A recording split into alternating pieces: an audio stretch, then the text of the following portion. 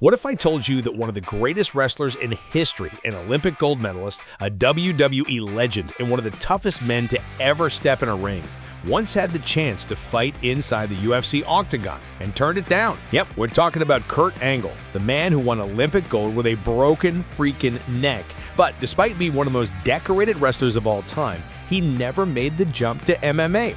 So today, we're breaking down why Kurt Angle never signed with the UFC and how close it actually came to happening. The early offer. Let's rewind to 1996. Kurt Angle had just won an Olympic gold medal in freestyle wrestling, instantly becoming a national hero and one of the most sought-after athletes in the country. But before WWE ever came calling, another company reached out, the UFC. Back then, the UFC was nothing like it is today. No massive pay-per-view numbers, no glitzy arenas, no global superstars. It was still a wild, early experiment in mixed martial arts, a niche combat sport trying to survive. In an interview with True Geordie, Kurt revealed that the UFC offered him a 10-fight deal worth $150,000 total. Sounds like a big deal? Not really, especially when you consider how brutal the fights were and how little mainstream exposure fighters got back then.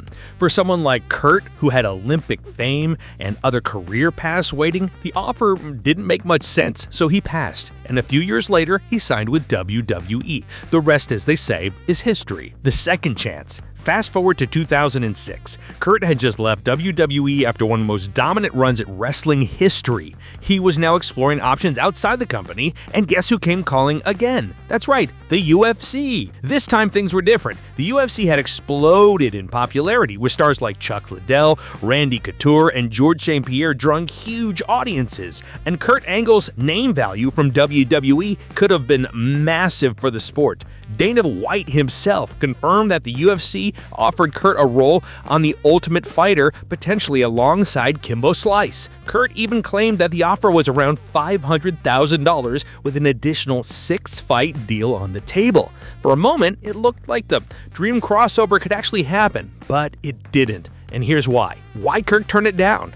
Kurt Angle was never afraid of competition. The man literally wrestled with a broken neck at the Olympics. But by 2006, his body had taken years of punishment from WWE. He was battling multiple injuries and chronic pain. To sign with the UFC, Kurt would have had to completely step away from pro wrestling, dedicate himself fully to MMA training, and put his already fragile body through even more punishment. And Kurt himself admitted he didn't want to give up wrestling. It was his passion, his career, and the platform that made him a global star. So, even if he never stepped into the octagon, Kurt still left behind a legacy no one can touch. In the end, Kurt Angle chose legacy over risk. Professional wrestling over MMA. While Brock Lesnar proved that the transition from WWE to UFC could work, Kurt didn't need to prove anything. He already cemented his name among the greatest combat athletes of all time. Olympic gold, world titles, and unforgettable moments that will live forever in wrestling history. So, even if he never stepped into the octagon, Kurt Angle still left behind a legacy no one can touch.